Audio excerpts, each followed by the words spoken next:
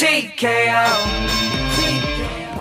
Hey guys, welcome to the first ever episode of TKO Radio. This is where I'll give my thoughts and opinions on some of the biggest fights in the UFC and local MMA shows as well. And what better fight card to discuss than the very first UFC pay-per-view of the new year? I'm talking about UFC 246. The main event for that card is a fight that has been teased for close to a year and is almost here. I'm talking about the return of the brash Irishman Conor McGregor and the ever game, always ready Donald Cowboy Cerrone. I'll get to the main event in just a minute. At the bottom of the card are two female fights in the strawweight and flyweight division respectively. Former strawweight title contender Claudia Gadelha takes on Aleksei Oleinik. This would be a good technical fight between both ladies, with Claudia outpoints Grasso and gets the win via decision. In the flyweight division, Sabina Mazo draws JJ Aldrich. Sabina Mazo's nickname is the Colombian Queen. Kinda hard to bet against a drug dealer. I've got the female Tony Montana by decision. Anthony Pettis makes his return to the cage after getting pieced up by Nate Diaz back in August. It's not an easy fight for Showtime as he is fighting Carlos Diego Ferreira. Ferreira is a 7-2 in the UFC, but none of his wins have come over top tier talent. That, coupled with Showtime not wanting to be in the unemployment line with his brother, is why I'm taking Pettis in this one. Pettis wins a split decision. Macy Barber is the next big thing at flyweight. She is undefeated and takes on Roxanne Modafferi. Not a chance Macy loses. Macy ends it in the first round by rear naked choke. Not to be outdone, flyweight king Henry Cejudo will jump the cage and challenge Macy to a #1 contender match for Valentino Shevchenko's women's flyweight title. Now it's time for the main event. Let's be honest, this is the only reason you're even listening to this show. It's the only reason this card is on pay-per-view, not live and free on ESPN. Conor is obviously a draw and was a main event in 5 of the top 6 live gate attendance in Vegas. Enough about that boring stuff, let's talk about this fight. Conor McGregor is back and he's facing one of the most popular UFC fighters ever, Donald Cowboy Cerrone. This fight has been rumored for almost a year and we are just a few days away. Both Conor and Cowboy have been praised for their striking and accuracy in the stand-up department. Expect this fight to deliver. Conor will come out and take the center of the octagon and will look to counter any offense that Cowboy throws at him. Cerrone is historically a slow fighter in the early rounds and likes to build momentum throughout the fight. He will bully other fighters in the later rounds and put on a pace that most cannot handle. The thing is, Cowboy doesn't have good luck against elite strikers, with losses against Nate Diaz, Jorge Masvidal, Tony Ferguson, and Justin Gaethje. In my opinion, the only way Cowboy wins this fight is to take Conor's back and sink in a rear naked choke.